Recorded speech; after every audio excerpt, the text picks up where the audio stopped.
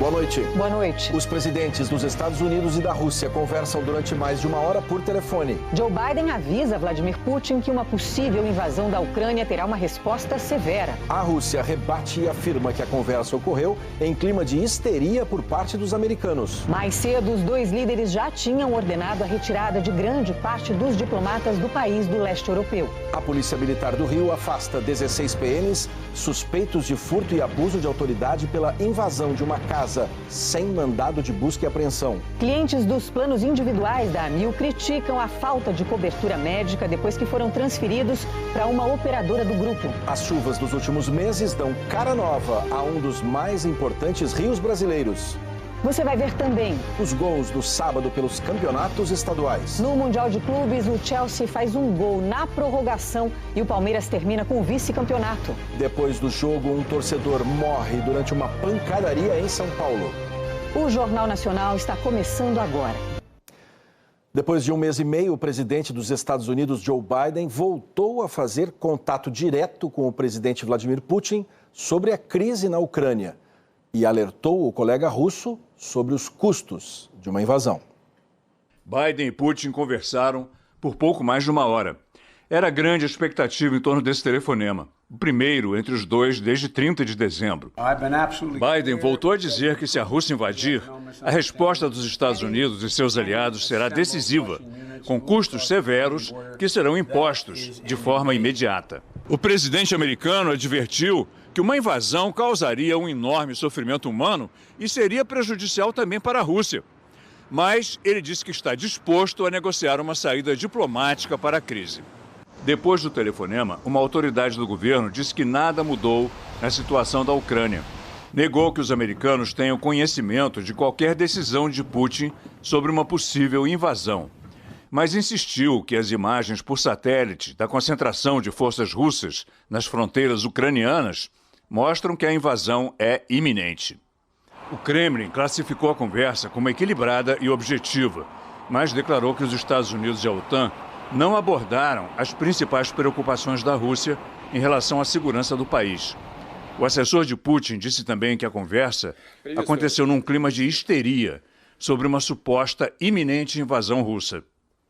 Mais cedo, o secretário de Estado, Antony Blinken, falou com o ministro das Relações Exteriores, Sergei Lavrov, que acusou Washington de conduzir uma campanha de propaganda contra a Rússia, com provocações para levar os ucranianos a recorrerem à força.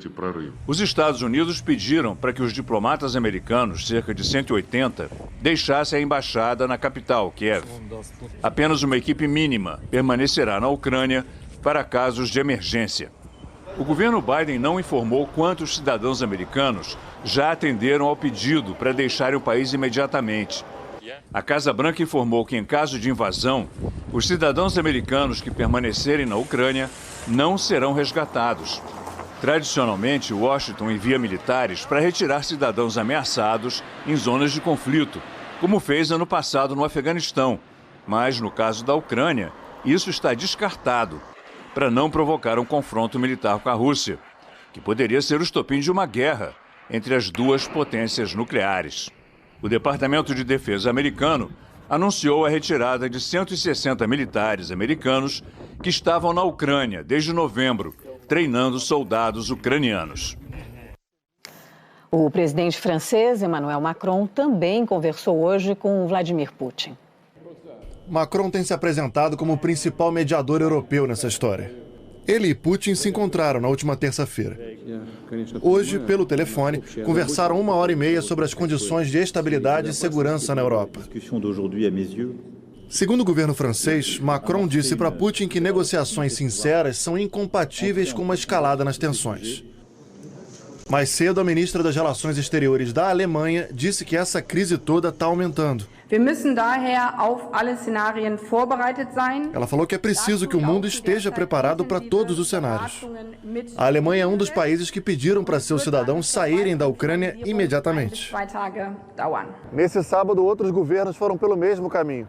Itália, Suécia, Eslováquia e Turquia, por exemplo, também pediram para as pessoas irem embora da Ucrânia. Além disso, vários países estão esvaziando as embaixadas lá. É que por mais que o diálogo esteja aberto, as imagens que chegam da Rússia e da Ucrânia mostram que a temperatura continua alta. Mais do que um treinamento, esses exercícios militares são, em muitos casos, uma maneira que os países têm de se exibir, demonstrar força. É o que Rússia e Ucrânia estão fazendo. Hoje, mais de 30 navios russos começaram a fazer exercícios no Mar Negro, perto da Ucrânia, inclusive submarinos. Na Ucrânia, o presidente Volodymyr Zelensky acompanhou de perto os exercícios das forças militares do país. Temos que estar prontos todos os dias. Isso não começou ontem, mas em 2014, ele disse, se referindo ao histórico de tensão com a Rússia, como a anexação da Península da Crimeia. São nossas fronteiras. Eu tenho que falar com o nosso povo e dizer às pessoas a verdade. E a verdade é que temos muitas informações diferentes. E o melhor amigo para os nossos inimigos é o pânico. Isso não nos ajuda. Um grupo de manifestantes foi para a rua apoiar o presidente. Eles pediram unidade entre os ucranianos.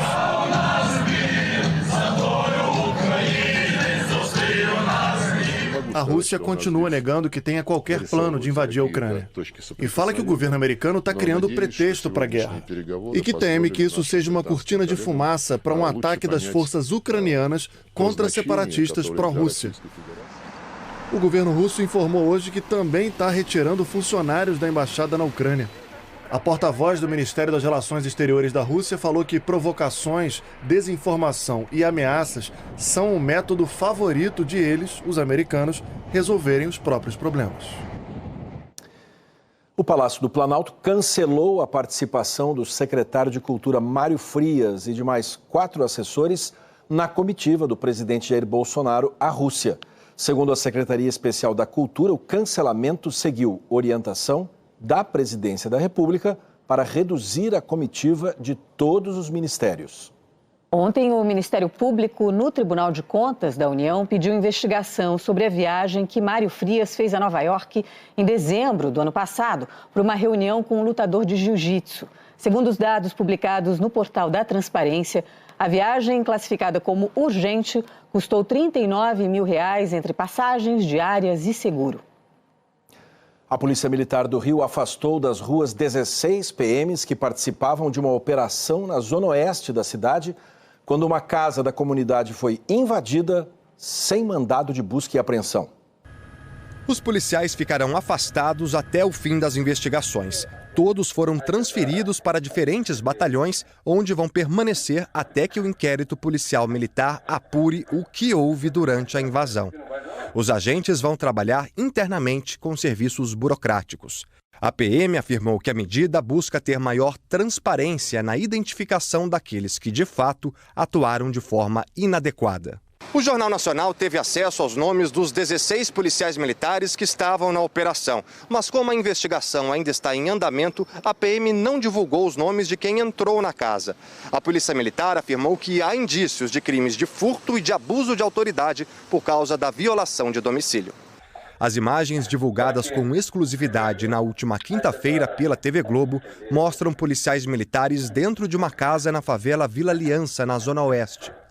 O morador disse que os agentes invadiram a casa sem mandado judicial e levaram 1 quilo de carne, 8 caixinhas de água de coco, uma caixa de som e um perfume. E que instalou a câmera depois que a casa foi revirada por PMs outras 10 vezes.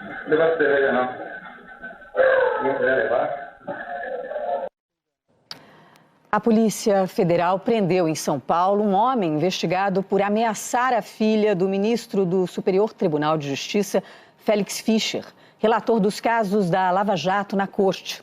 As investigações começaram em maio do ano passado, depois que a filha do ministro recebeu ameaças anônimas, ligadas à atuação do ministro em um processo. O homem foi preso em flagrante porque tentou enganar os policiais com documentos falsos. O Supremo Tribunal Federal fixou critérios mais rígidos para a prisão temporária de investigados em inquéritos policiais. O julgamento no sistema eletrônico de votação foi de ações do PTB e do PSL. Os partidos pediram ao Supremo para analisar a constitucionalidade da lei de 1989, que estabelece a prisão temporária. A relatora foi a ministra Carmen Lúcia. Em seu voto, a ministra afirmou que a prisão temporária é necessária para garantir que o suspeito não possa interferir nas investigações, por exemplo, destruindo provas ou intimidando testemunhas, e votou para fixar que os critérios desse tipo de prisão precisam ser cumulativos, imprescindível para as investigações e com indícios de que as investigações atingem crimes como homicídio com intenção de matar, o doloso, terrorismo, estupro e tráfico de drogas, entre outros. Carmen Lúcia afirmou que, para garantir-se o resultado útil do processo, a preservação de provas e a segurança pública, pode-se mostrar imprescindível, antes do final do processo, a adoção de medidas urgentes, como, por exemplo, sequestro de bens, busca e apreensão, oitiva antecipada de testemunha e até mesmo, em caráter excepcional, prisão cautelar. Carmen Lúcia foi acompanhada pelos ministros Luiz Roberto Barroso, Nunes Marques e o presidente do Supremo, Luiz Fux.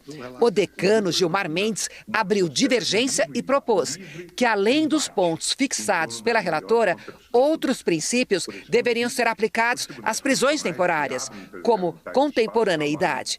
O ministro disse que a prisão temporária só deve ser usada em último caso e não em situações de averiguações ou falta de residência fixa. Gilmar afirmou que é preciso provar a necessidade de prender o suspeito.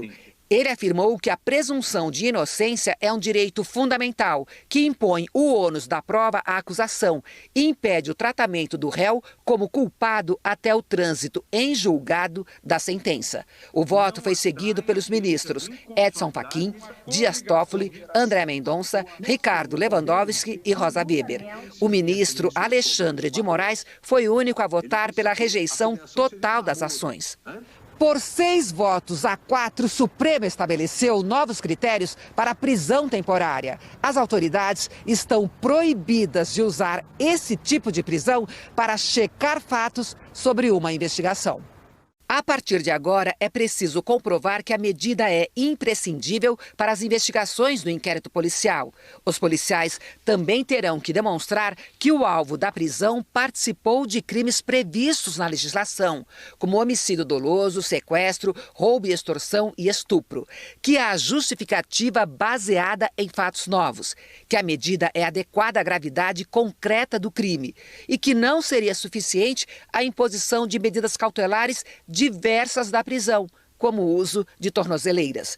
Os ministros reforçaram ainda que a medida não pode ser usada para coagir investigado a prestar informações às autoridades.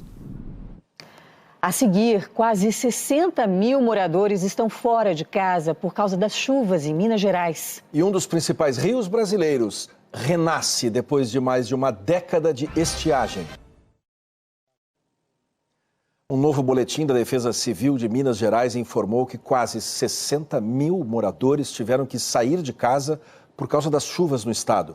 Em Mário Campos, na região metropolitana de Belo Horizonte, o rio Paraopeba transbordou e inundou com lama as plantações. Na capital, a Defesa Civil emitiu mais um alerta para o risco de deslizamentos e desabamentos por causa do volume de chuva previsto para os próximos dias. A previsão do tempo hoje é com o Marcelo Pereira, que faz a sua estreia aqui no Jornal Nacional. Oi, Marcelo, boa noite para você. Seja muito bem-vindo. O que a gente pode esperar, então, para Minas Gerais? Oi, Mônica, boa noite para você, boa noite para o Fachel. É um prazer estar com vocês hoje aqui nessa noite, nessa estreia. Boa noite também para os nossos amigos e amigas de casa. A chuva vai dar uma trégua na capital mineira e as temperaturas vão voltar a subir até terça-feira. Na quarta, os termômetros vão voltar a cair e a chuva volta a ganhar força por lá. Amanhã tem avisos de temporais para você que está aqui desde o Acre, passando pelo Amazonas, descendo pelo Centro-Oeste, passando por boa parte de Minas até chegar no Espírito Santo e também no sul da Bahia. É preciso ter muito cuidado porque essa chuvarada pode vir acompanhada de granizo, ventania e muitos raios. Capitais que estarão na rota de toda essa chuvarada. Destaque para Rio Branco, com 30 milímetros, mesmo assim vai esquentar um pouco mais. Porto Velho, Palmas, Brasília e Vitória também é preciso cuidado, com temperaturas um pouco mais tranquilas, porém o volume de chuva aí requer atenção para essas capitais. A capital gaúcha, onde a secura tem ganhado cada vez mais espaço, também vai ter um domingo chuvoso com 35 milímetros e 28 graus. É importante falar, uma frente fria vai passar por aí e aí vai provocar um choque entre o ar quente e o frio, e essa chuvarada vai ganhar intensidade, por isso é preciso cuidado aí na capital gaúcha. Muita chuva, né, Marcelo? E onde não deve chover? Olha, em poucas áreas, viu, Mônica? Olha só, o sol vai brilhar sem dar espaço em 3 capitais. Destaque para você que está aqui em São Paulo, em Campo Grande e em Boa Vista. Boa Vista, onde tem esquentado bem, e a máxima vai bater os 36 graus por aí. Depois a gente desce pegando também Teresina, para você que está em Cuiabá, e Campo Grande com 34 graus. São Paulo e Rio estão empatadas com 30, vai ter calorão, viu? E se vai esquentar, a praia tá garantida, pessoal. Pelo menos para você que está em Macaé, no Rio, pode escapar aí uma pancada de chuva ou outra com 5 milímetros. Porto Seguro na Bahia com 10, chove um pouco mais, mas vai esquentar. E Pirambu, para você que está em Sergipe, com 33 graus e também uma pancadinha. Vamos curtir a praia, mas com responsabilidade e aproveitar o domingão. Fachel e Mônica. Obrigada, viu, Marcelo? Boa noite, Marcelo. A gente te espera mais vezes aqui no Jornal Nacional. Obrigado, Fachel. E a chuva dos últimos meses também serviu para trazer alívio e mudar a cara de um dos maiores rios do país. É no encontro com o Atlântico que o São Francisco mostra toda a sua força. Água doce que veio das chuvas se misturando à água do oceano, depois de percorrer 3.000 quilômetros da nascente em Minas Gerais até a Foz, na divisa de Sergipe com Alagoas. E pela primeira vez, Alice, 8 anos, sanfoneira de Juazeiro da Bahia, olha para o velho Chico assim, tão cheio. Eu acho ele muito lindo, assim, cheio. É a primeira vez que eu vejo ele, assim, bem cheio d'água. Eu acho que ele fica com mais vida. Lagos abastecidos, com portas abertas nas represas. Só assim, para a Joselma e o Nino voltarem a ver tanta água nas cachoeiras de Paulo Afonso. A última vez foi em 2009. É, meu Rio São Francisco, cada trecho tem sua história. Do alto ao baixo, nenhum trecho fica de fora. Ter as águas do São Francisco voltando a correr pelas cachoeiras torna esse espetáculo mais completo e mais bonito de se visitar, de se ver e se vivenciar.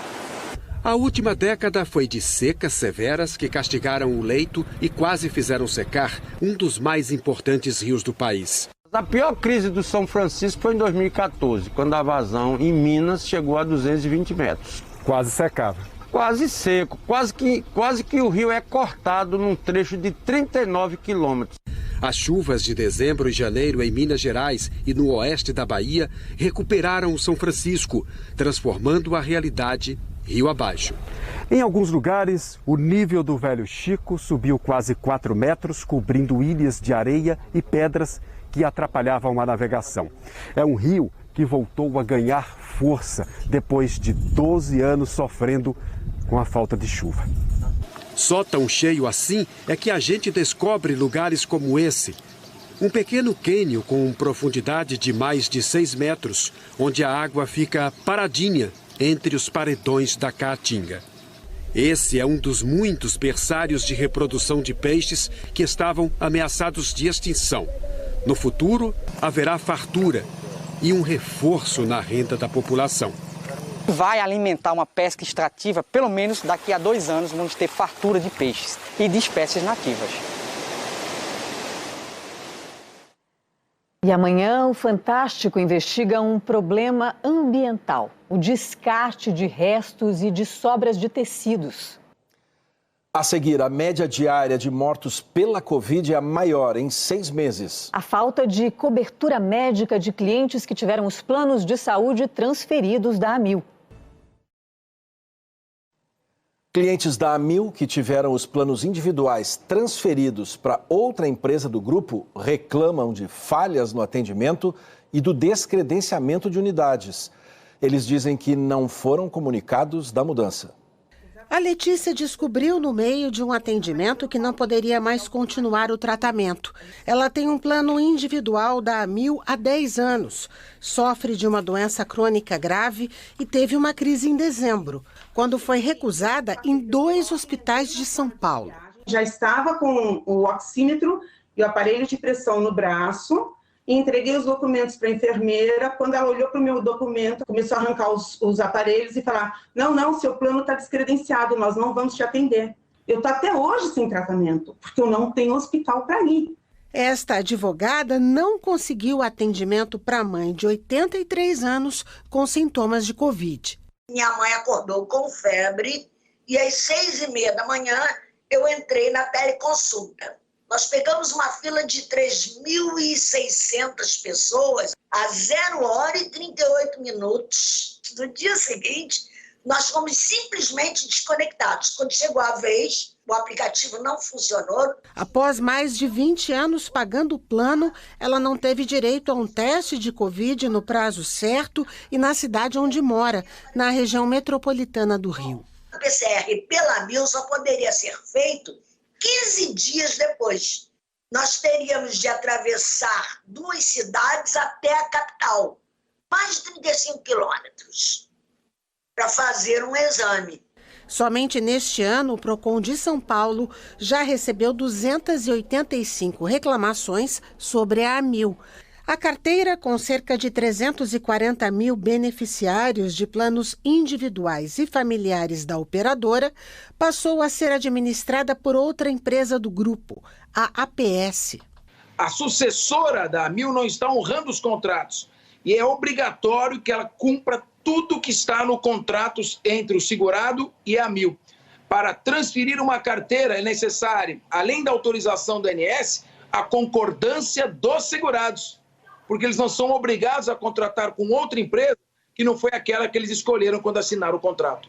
O segurado foi prejudicado e o último a saber. Ela recebeu há 15 dias uma carta comunicando. Foi uma decisão unilateral, teria de ter sido feito um acordo para migração de plano. Uma outra negociação pretende entregar a APS para novos controladores. Pelo acordo, o grupo que assumir a empresa terá que receber da Amil um aporte de 2 bilhões e 400 milhões de reais. Mas a Agência Nacional de Saúde Suplementar decidiu suspender a transferência e questionou a capacidade financeira do grupo para garantir o funcionamento da operadora. Um escritório em cima da garagem deste imóvel na zona leste de São Paulo é o endereço fornecido pela Fiord Capital para a junta comercial. A empresa, uma gestora de investimento criada há 3 meses, faz parte do grupo interessado em assumir a operadora que recebeu a carteira de segurados da Amil. As outras sócias no negócio são a operadora de saúde Seferin e Coelho, com sede em Porto Alegre, e Henning von Koss, que se apresenta como CEO do grupo. Ele falou sobre a sede da Fiord Capital em São Paulo. Essa empresa está no processo temporário de definição de estruturas e sedes, que vão ser na região da Faria Lima, e deveria, com isso, estar esclarecido esse movimento.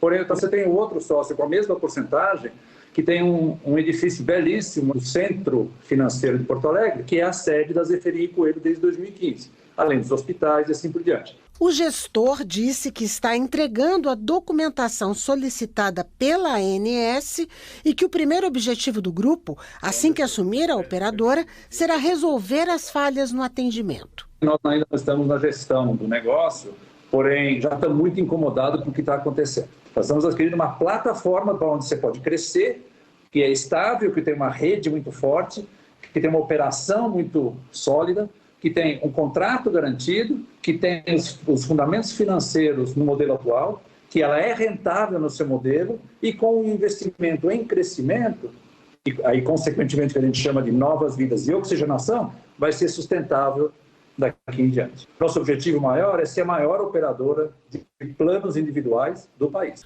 O Instituto Brasileiro de Defesa do Consumidor quer que a ANS reveja a decisão que autorizou a transferência dos planos individuais da AMIL para a APS, devido às falhas no atendimento dos consumidores e também considerando, segundo o IDEC, os estranhíssimos movimentos empresariais que se seguiram à transferência. O PROCON de São Paulo também critica as transações envolvendo o plano de saúde. O PROCON vai contestar a transferência da carteira de mais de 300 mil segurados da AMIL para a APS. A APS é uma empresa pequena que ainda não demonstrou ter suporte financeiro para dar sequência nessa carteira. O novo grupo afirma que tem condições financeiras de sustentar a operação. É uma empresa que nasce com mais ou menos 3 bilhões de faturamento. Ela tem uma margem positiva ainda. Nosso foco é tecnologia, estruturas, inovação, engajamento, aproximação do consumidor. Então, existe uma combinação de tempo, recursos, conhecimento e gestão que permite que a gente possa evoluir com segurança para o nosso consumidor.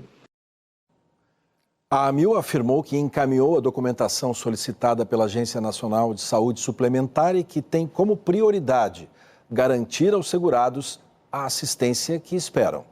A ANS confirmou que recebeu os documentos sobre o possível repasse dos planos para um novo controlador, que convocou representantes da AMIL para uma reunião na semana que vem, quando irá exigir um plano para reduzir os problemas no atendimento da APS e que a operadora deve manter as mesmas condições dos contratos.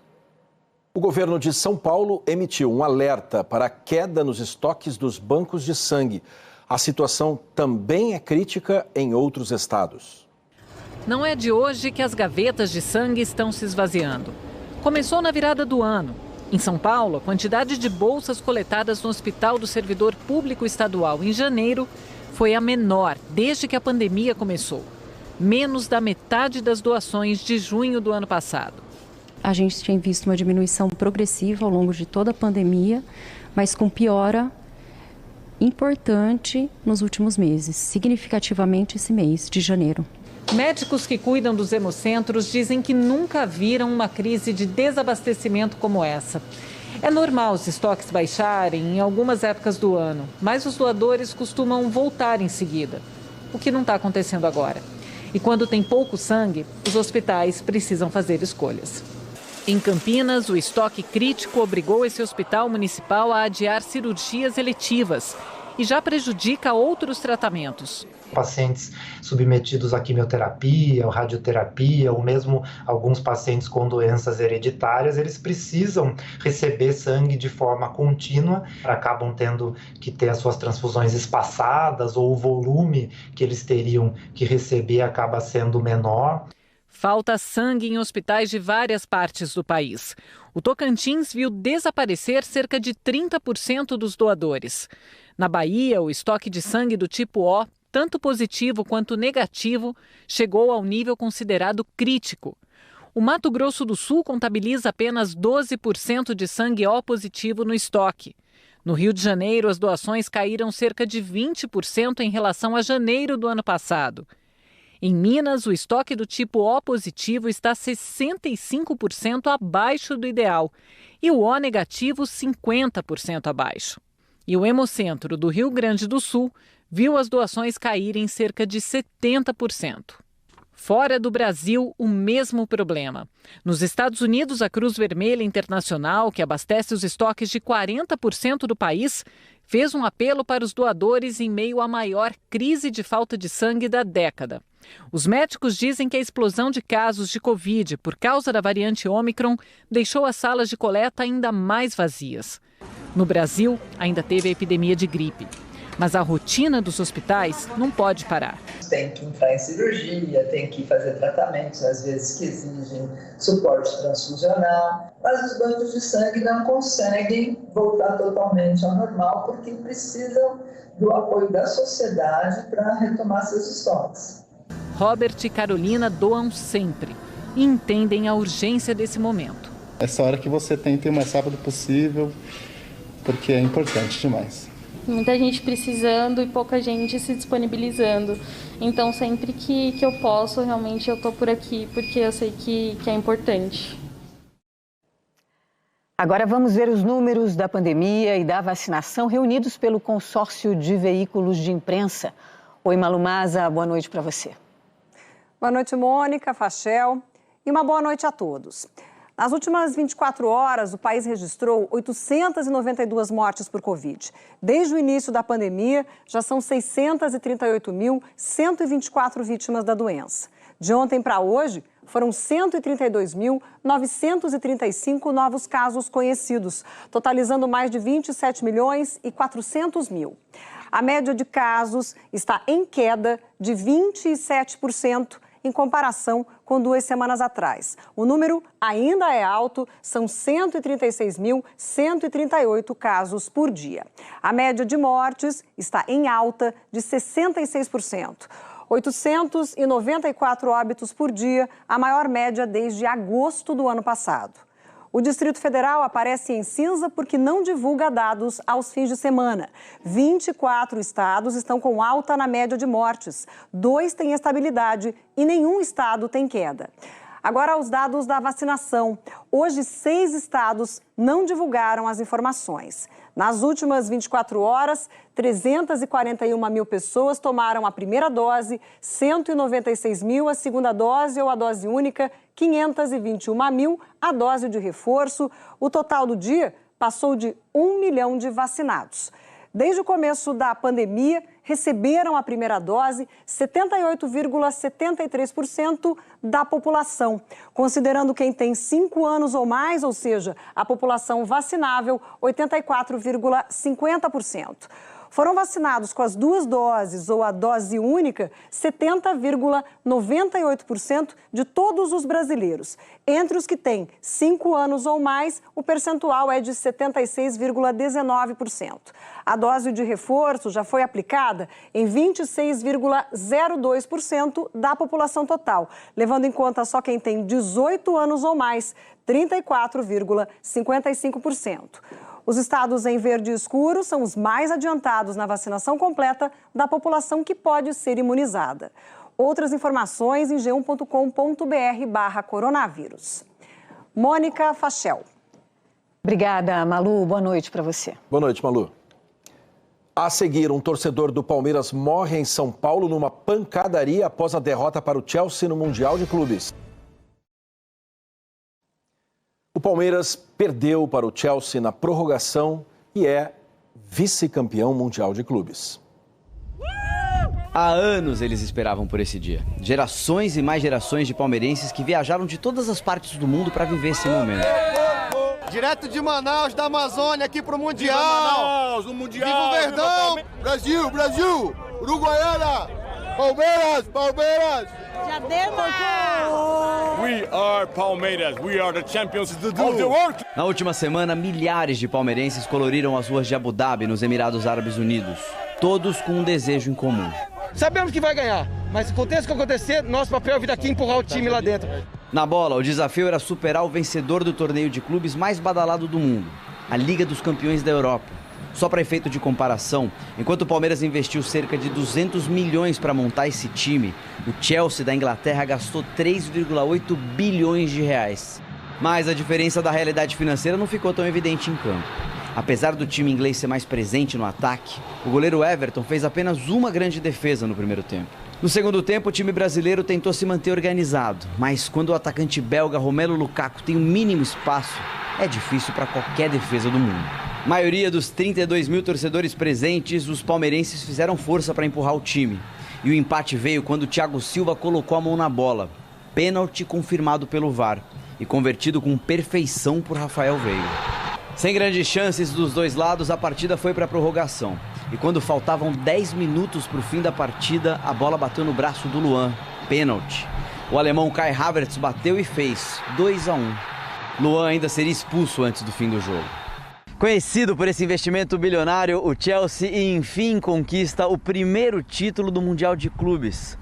O Brasil segue em jejum. Já são 10 anos sem uma equipe brasileira chegar a esse lugar tão almejado pelos torcedores. Estou a sangrar por dentro, Mas vou-vos dizer isto, eu vou proibir os meus jogadores de não celebrar este segundo lugar. Há deles que não cheguem ao hotel e que não tomem cerveja, que não vão no avião, vou ser o primeiro a obrigá-los a celebrar este segundo lugar. Dentro desse abismo que hoje existe entre o futebol europeu e o sul-americano, os palmeirenses deixaram a impressão de que, na bola, às vezes não são tão desiguais. Em São Paulo, depois do jogo, um torcedor do Palmeiras morreu baleado. A polícia militar prendeu um homem suspeito do crime. A confusão começou logo depois do apito final. Alguns torcedores do Palmeiras brigaram com outros torcedores do Palmeiras. A tropa de choque foi acionada e usou bombas de efeito moral e também a cavalaria, dispersando a maioria dos torcedores.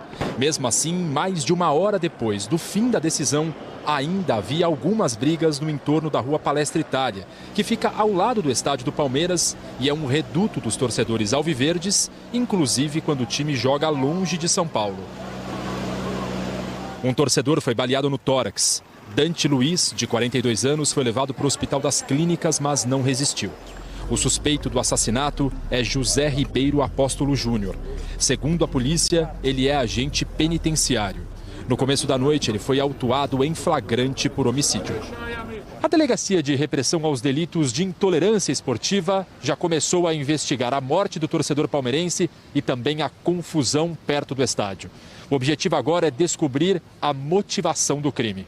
A princípio parece um acerto de contas, a gente vai saber agora no decorrer da ocorrência. Um torcedor também foi preso, suspeito de tentar atropelar PMs que estavam de moto em volta do estádio do Palmeiras. Em depoimento à polícia, o suspeito de matar o torcedor do Palmeiras disse que agiu em legítima defesa. O sábado também teve campeonatos estaduais pelo Brasil. Em Minas Gerais, Atlético e América. Guilherme Arana fez o primeiro para o Galo. O Savarino pegou o rebote do goleiro e aumentou. Atlético 2, América Mineiro 0. O Cruzeiro saiu na frente do Tombense com esse chute de fora da área do Daniel Júnior. Giovani aumentou. E Thiago marcou o terceiro. Cruzeiro 3, Tombense 0. Pelo Campeonato Gaúcho, o Maurício recebeu livre na área e fez o único gol do jogo. Internacional 1, Caxias 0. No Campeonato Goiano, Dudu bateu no cantinho e fez o primeiro do Atlético Goianiense. O segundo também foi dele, agora de fora da área. De pênalti, Alex Henrique descontou. Atlético Goianiense 2, Aparecidense 1. Apodi marcou para o Goiás contra o Goianésia. E o Vinícius aumentou. Goiás 2, Goianésia 0. No Campeonato Mato Grossense, Elton de pênalti fez 1-0 Cuiabá sobre o Dom Bosco. Rodriguinho se livrou de 2 e fez 2-0. Felipe Marques aumentou nesse chute bonito. E André sozinho fechou a goleada. Cuiabá 4, Dom Bosco 0. Pelo Campeonato Catarinense, Avaí e Joinville empataram em 0-0. Durante o jogo, a torcida do Avaí atacou um ônibus com torcedores do Joinville. As imagens mostram um PM chutando um homem no chão. A PM diz que vai instaurar um procedimento interno para avaliar a ação dos policiais. Grêmio e Corinthians decidem amanhã quem leva o título da primeira Supercopa do Brasil de futebol feminino. A Globo transmite às 10h30 da manhã. O brilho de um troféu que ninguém conquistou, pelo menos por enquanto. Corinthians e Grêmio vão disputar amanhã essa taça inédita. Um time que está acostumado a ganhar títulos contra um novato em decisões na primeira final da história da Supercopa do Brasil Feminina. Só no ano passado, o Corinthians ganhou a Libertadores e os campeonatos Brasileiro e Paulista. Feito que está marcado para sempre na pele da Jennifer. É uma sensação assim inexplicável e eu espero ganhar muitas coisas pelo Corinthians ainda. Para chegar a mais esta final, o time eliminou o Palmeiras e o Real Brasília. Não tem como falar se vamos ganhar todos os campeonatos que a gente vai disputar, mas todos que a gente disputar, a gente vai lutar por isso. Já o Grêmio chegou a uma decisão de campeonato nacional pela primeira vez. Deixou Cruzeiro e Flamengo para trás. E não tem medo de toda a experiência do adversário. Dentro de campo é 11 contra 11 e A gente está preparado mentalmente, fisicamente, para ir lá e fazer um grande jogo. Uma final com jogadoras de seleção brasileira. A técnica Pia Sundhage convocou Adriana e Tamires, do Corinthians, para o torneio internacional da França, na semana que vem. A Lorena também está na lista. Tá tendo a oportunidade de estar vestindo a amarelinha, tá me dando uma grande experiência. E para um goleiro conta muito. Para Corinthians e Grêmio, a chance de fazer história e de erguer um troféu que nenhum outro time tem por aí. Boa sorte às meninas. É isso. E antes da final entre Corinthians e Grêmio, tem o esporte espetacular. E uma gaúcha conseguiu hoje o segundo melhor resultado do Brasil em Olimpíadas de Inverno. A gente não consegue perceber, mas o esforço para pilotar com a cabeça a centímetros do chão é enorme. Quando se vê na TV parece que a gente está só deitado ali, mas tem várias coisas que estão acontecendo dentro do trenó. Tem mesmo. O Brasil não sabia porque não tinha experiência no skeleton. Nicole Silveira desbravou esse mundo. A prova funciona assim. Os atletas descem por essa pista num percurso de quase 2 quilômetros, com 16 curvas. Movimentos sutis de ombros, joelhos e pés determinam os caminhos e a velocidade do trenó. Nicole é rápida. Ela chegou ao dia decisivo em 14º lugar. Neste sábado, caiu para 15º, ainda suficiente para alcançar o objetivo dela. Só as 20 melhores avançaram para a 4ª e última descida. Ali, na elite do gelo, o verde e amarelo, de quem só conheceu esse esporte 4 anos atrás. No fim, Nicole ganhou ainda mais 2 posições. O 13º lugar é o segundo melhor resultado do Brasil na história dos Jogos de Inverno, atrás apenas da 9ª posição de Isabel Clark no snowboard em 2006. Eu e meu treinador, a gente estava conversando se ele me dissesse há 4 anos atrás que eu ia terminar em 13º numa Olimpíada, eu ia, acho que, rir da cara dele, sabe? Não ia acreditar, não. Ela tem 27 anos e muita estrada pela frente. Foi o que nos ensinaram esses 2 americanos, os mais velhos competidores do snowboard cross. Até chegar a Pequim, Lindsay Jacobellis e Nick Baumgartner tinham passagens olímpicas marcadas por frustrações. A modalidade costuma ser dominada pela juventude. Só que Lindsay, de 36 anos, venceu durante a semana a prova individual, em que os atletas duelam para ver quem desce mais rápido uma pista com obstáculos na neve. Neste sábado, ela se juntou ao Nick, de 40 anos, na disputa por equipes. A dupla venceu as baterias e sentiu o gosto do título. O snowboard é para todos. O tiozão e a tiazona são campeões olímpicos. E para Nicole, parabéns, né? Merecido. O Jornal Nacional termina aqui. Uma ótima noite para você. Boa noite para você, um bom domingo.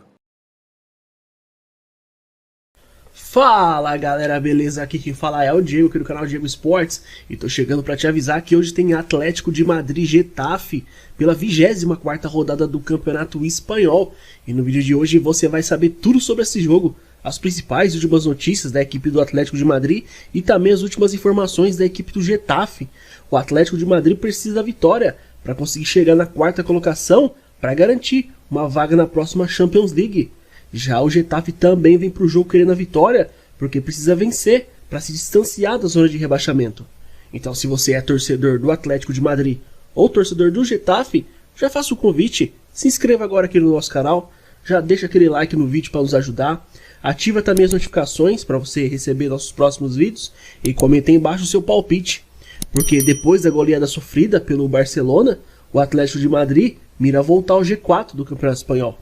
Neste sábado, enfrenta o Getafe no estádio Wanda Metropolitano, a partir das 5 horas da tarde, no horário de Brasília, em partida válida pela 24ª rodada do Campeonato Espanhol.